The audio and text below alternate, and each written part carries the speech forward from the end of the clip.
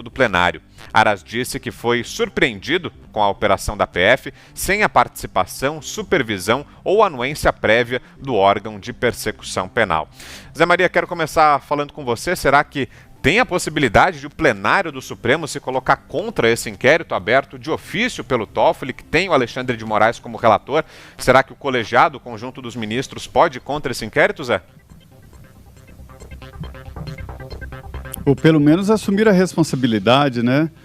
Olha, Vitor, é uma situação grave, pesada politicamente. Esta crise, esta queda de braços entre o presidente Jair Bolsonaro e o Supremo Tribunal Federal pegou o Congresso Nacional esvaziado fisicamente, né, diante da pandemia, mas hoje as reuniões por telefones e por aplicativos foram muitas por aqui.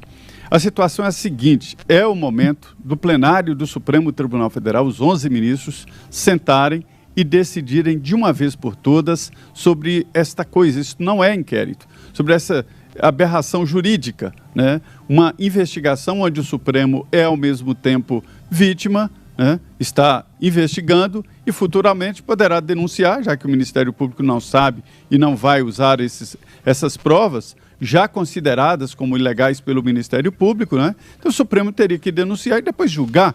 Só falta virar também guarda penitenciário e tomar conta dos possíveis presos e condenados nesta aberração jurídica. A situação é a seguinte: o presidente Jair Bolsonaro reagiu de uma maneira muito forte, subiu o tom e isso provocou a necessidade. O Supremo está desafiado a decidir pelos 11 ministros se continua ou não com esse monstrengo político.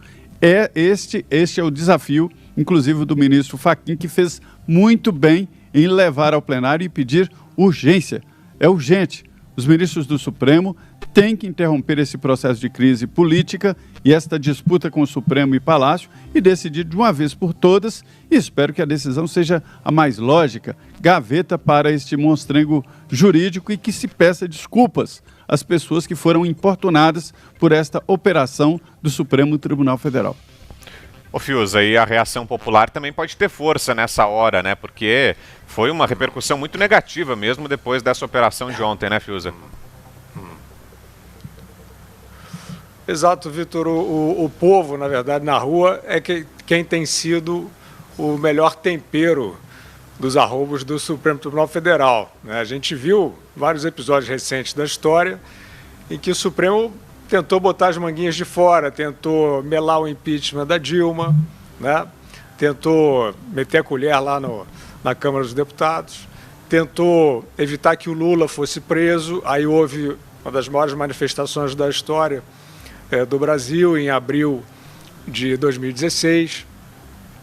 Então é isso, quer dizer, a gente está diante de uma corte que não tem limites, né? E quando a decisão é individual, é monocrática, aí é um barata voa, aí é uma loucura, né? O que a gente está vivendo agora, Vitor, é consequência direta daquela, na minha opinião, daquela decisão anterior que abriu, que decidiu, do Celso de Mello, né, que decidiu pela divulgação da reunião de Estado, sem razões sólidas. Vamos lembrar que foi um pedido da defesa do Sérgio Moro para que aquilo fosse divulgado.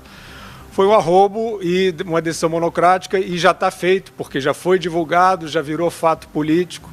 E agora eles estão tentando, enquanto deixar o Supremo seguir sozinho, ele vai exorbitando o seu poder.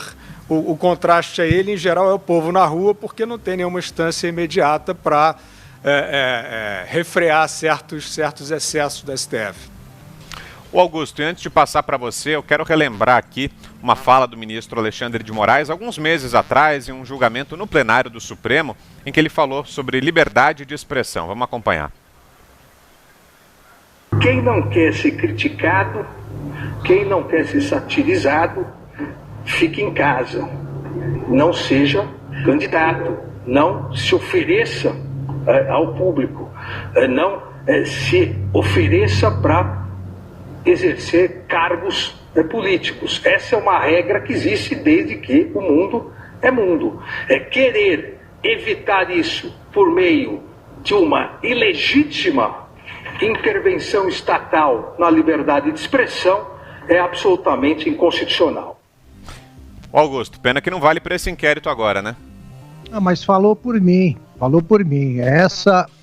Essa argumentação sepulta metade da investigação. Para liquidar a outra, basta lembrar que fake news ainda não é crime, tá? Não está capitulado como crime, em código nenhum, não há o que punir. E outra coisa, quer dizer, vamos botar os pingos nos is. Esse negócio de fake news é uma bonita expressão inglesa aí para velha mentira que sempre existiu e vai existir em disputas políticas. Eu vou dar 2 exemplos, né? Repetindo sempre, em 1950, Hugo Borg atribuiu ao brigadeiro Eduardo Gomes o uso da expressão marmiteiros para se referir aos brasileiros mais humildes. O brigadeiro Eduardo Gomes, que enfrentava o Getúlio naquela campanha, nunca disse essa palavra.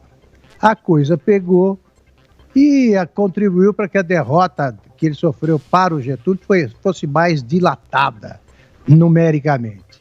Isso em 1955, o Carlos Lacerda inventou uma certa carta Brandi, que teria sido escrita por um deputado argentino interessado em instruir o candidato a vice do Juscelino, que era o João Goulart, para a montagem de uma república sindicalista no Brasil. A república sindicalista é uma espécie de comunismo de macacão, né? Aí não existia essa carta branca, nunca existiu, foi invenção. E o Juscelino venceu a eleição, vida que segue, etc. Me contem qual foi a eleição em que não houve uma mentira. Na última, o PT passou o tempo dizendo que o Lula era candidato, ele sabia que era uma mentira. Então é o seguinte, tem isso aí. Mentira. Quem decide sobre o que fazer com a mentira é o leitor, é o consumidor de informações que passa a descrer dos órgãos de imprensa, dos veículos de comunicação que a divulgam. E passa a acreditar nos que tratam, lidam com fatos, como é o nosso caso aqui. Vai haver uma depuração natural na internet que ampliou significativamente aí o volume e a má qualidade das mentiras. Mas isso aí você não pode tentar combater aí com a ação solitária de um ministro, ou mesmo com todo o time da toga, sem interferir num direito inalienável que não comporta discussão, que é o direito à liberdade de expressão. E, de novo, um ministro não é a instituição, não é o Supremo, um deputado não é a Câmara, mesmo que a presida. Da mesma forma que o presidente Jair Bolsonaro não é o Poder Executivo. Eu repito, por essa linha de raciocínio, os insultos e ofensas endereçados diariamente ao presidente Bolsonaro deveriam ser considerados, por essa turma que confunde integrantes de uma instituição com a própria instituição, deveriam ser considerados uma grave afronta à instituição da presidência da República, ao poder executivo do qual o Bolsonaro é chefe, e uma ameaça gravíssima ao Estado democrático de direito. Não, só o presidente pode ser esculhambado o tempo todo.